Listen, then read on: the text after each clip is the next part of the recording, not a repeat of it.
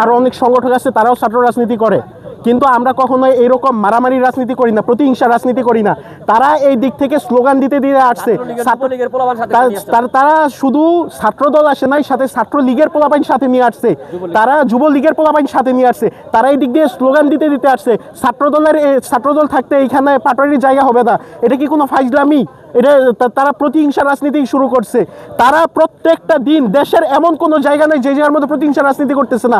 পূর্বে আওয়ামী লীগ যেভাবেই করছে, ছাত্রলীগ যেভাবে কাজ করছে, ঠিক সেইভাবে পেশি শক্তি দেখাচ্ছে। কিসের সন্ত্রাস, কিসের নেতা, কিসের বিএনপি, কিসের যুবদল, কিসের ছাত্রদল? হ্যাঁ, ওরা কেন যারা মূল দল অঙ্গ সংগঠন জামায় রাখতে পারে না, তাদের কোনো কথাই কম অংশ শোনে না।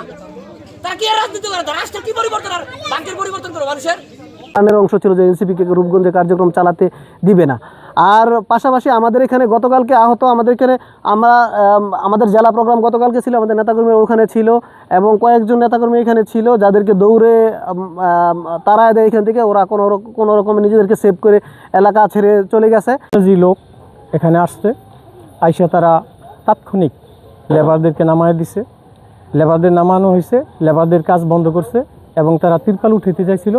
যেহেতু প্রাকৃতিক দুর্যোগ, বৃষ্টির এই কারো হাত নাই, আমরা ওই সিস্টেম করেই এই জায়গায় ব্যাপক আকারে প্রোগ্রামটা করতে চাইছি। পরে আর আইসা এগুলি সব নামায়া লাইছে, নামায়া চাকু টাকু দিয়ে এরপর কাইদা দিছে।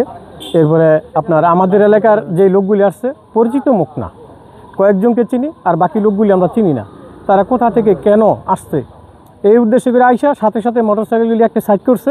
সাইড করার সাথে সাথে তারা আমাদের এই সব কিছু টাইনা ছিঁড়া এগুলি ফেলাইতেছে, লেবারদের দৌড়াই দিছে এবং আমাদের এই জায়গায় আমরা ছিলাম, আমার সহে তারা এই জায়গা থেকে দৌড়াই দিছে। পরে আমরা এই জায়গা থেকে তাদের দাওয়া খেয়ে চলে গেছি।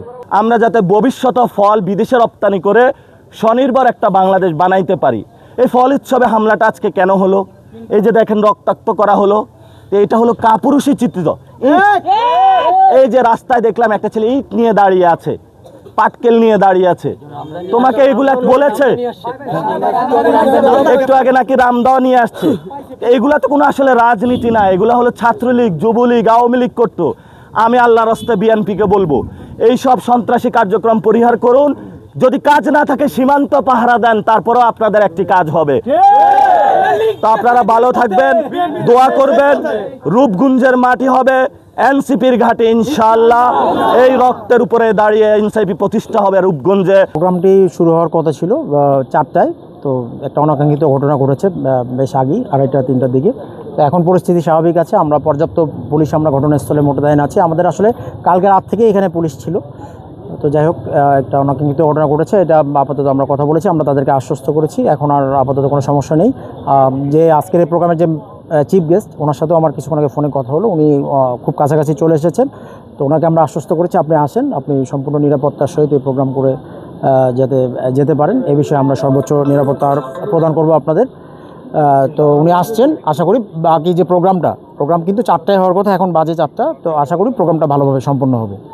কে বা কারে ঘটনাটা ঘটিয়েছে সেই বিষয়ে আপনারা কোনো ধারণা পেয়েছেন কি? আসলে এখনই আমি কিছু বলতে পারছি না কে বা কারা ঘটিয়েছে, তবে যারাই এই ঘটনা ঘটাক, যেই হোক না কেন, তাদের আমরা অবশ্যই তদন্ত করে এবং যথাযথ যে আইনগত ব্যবস্থা নেওয়া দরকার, এটা আমরা অবশ্যই গ্রহণ করব।